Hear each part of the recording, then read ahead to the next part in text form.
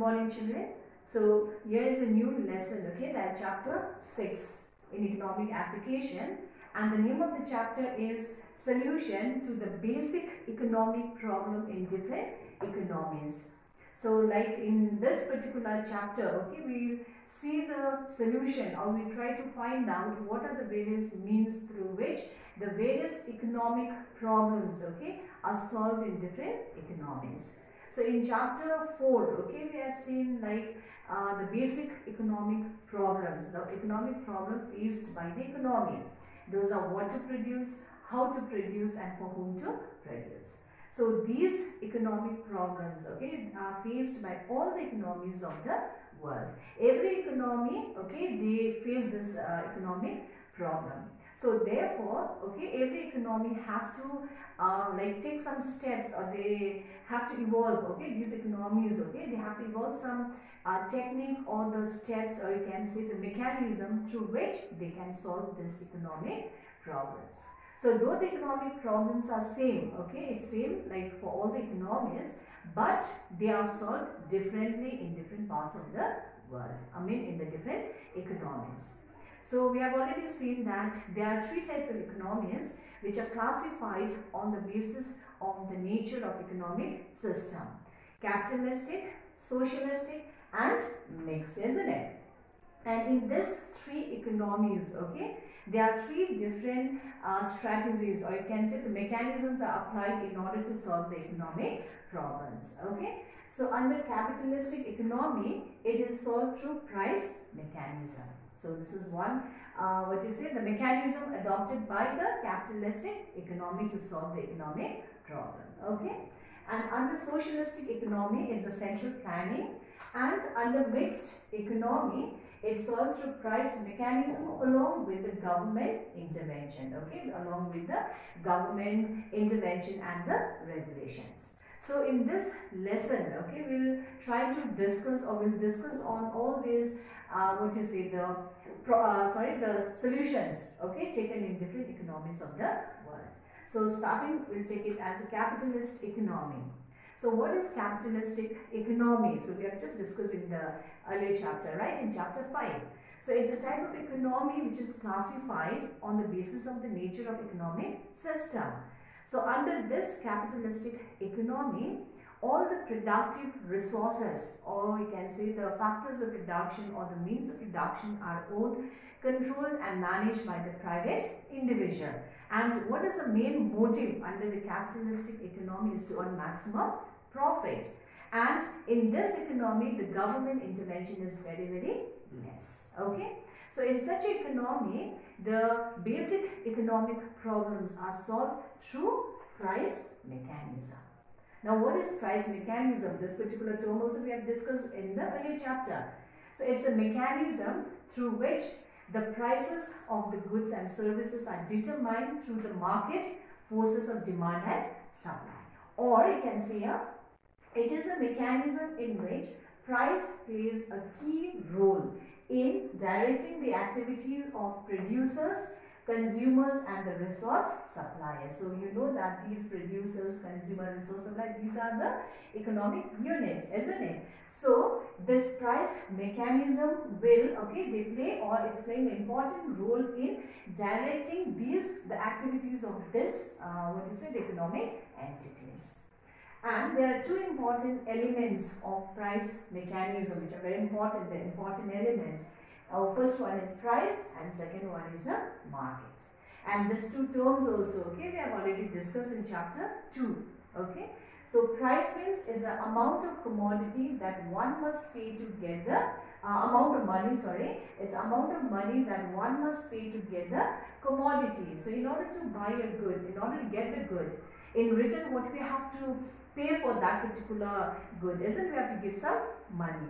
So that amount of money which we give, isn't it, to the sellers, and in return we get that good, isn't it? That amount of money which we pay to the seller is known as a price, okay. Then the second one is the market. So what is the market in economics? So market means is a system or is an arrangement where the two groups, that's the buyers and the sellers, okay, they come, they interact, they communicate with each other, and at the same time what they do, see here, they to determine the price and the quantity to be bought and sold. So once again here, it's a system by which buyers and the sellers of a commodity are able to interact and communicate. That's the first part. With each other to determine the price and the quantity to be bought and sold. Okay, now let's take the first element of price mechanism, price. Okay, so the definition of price I've explained to you. So now price, it's an important or the significant, okay, the feature of price mechanism. So price mechanism, it works through price in the free enterprise economy, that's a capitalistic economy. Okay, so you know that the goods and services, they carry some price tag with them. That's the amount of money which we have to pay in order to get that good, isn't it?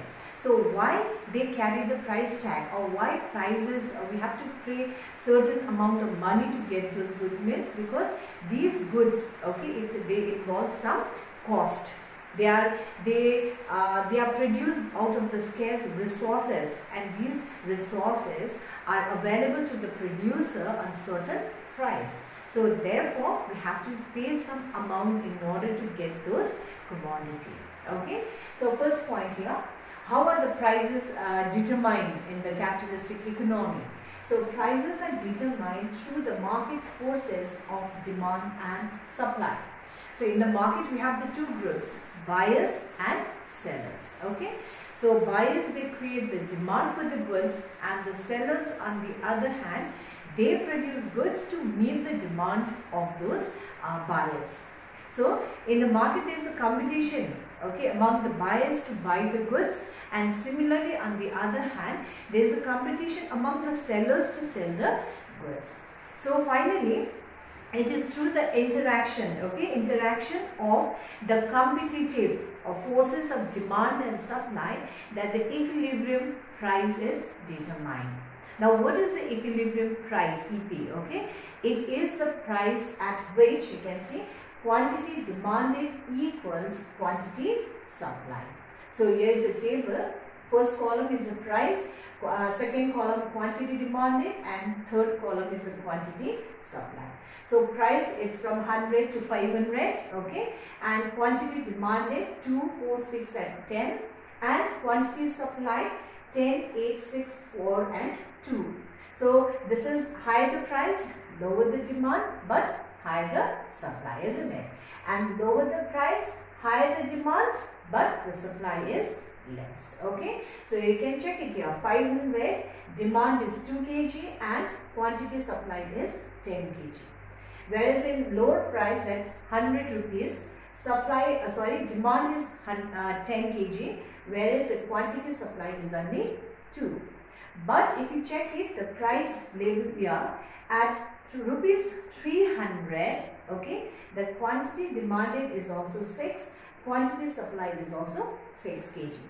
That means this is the price at which the quantity demanded is equal to quantity supplied. So therefore we take rupees 300 as equilibrium price. Okay, so here is a graph also, the same table, okay, it's been depicted in the graph. So at the end, okay, the competition among the buyers and the sellers ensure that, okay, the price will settle down at the equilibrium price. That's a price at which the quantity demanded will be equal to quantity supply. Okay, and the price is a very sensitive index. Okay, if there is any change in the quantity demanded and supplied, okay, there will be the change, or it will change the equilibrium price. So the equilibrium price will respond, or the price will respond to the change in demand and supply.